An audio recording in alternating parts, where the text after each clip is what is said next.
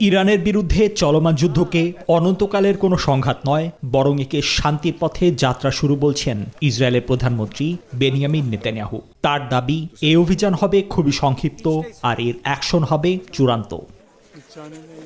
Fox নিউজকে দেয়া সাক্ষাৎকারে তিনি জানান, অভিযানের শুরুতেই ইরানের সর্বোচ্চ নেতা আয়াতুল্লাহ খামেনি নিহত হওয়ায় ইরানি জনগণের সামনে এখন সরকার পরিবর্তনের সুযোগ এসেছে। যুক্তরাষ্ট্র ও ইসরায়েল মিলে মূলত সেই পরিবেশই তৈরি করে দিচ্ছে।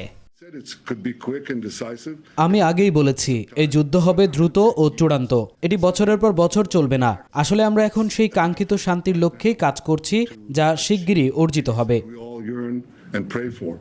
অন্যদিকে মার্কিন ভাইস প্রেসিডেন্ট জেডি ভ্যান্সও নিশ্চিত করেছেন, ট্রাম্প প্রশাসন ইরাক বা আফগানিস্তানের মতো বহু বছর ধরে এই যুদ্ধ চালাবে না। তাদের মূল লক্ষ্য কেবল ইরানের পরমাণু অস্ত্র তৈরির সক্ষমতা চিরতরে ধ্বংস করা। নিবির আমিন, নিউজ 24।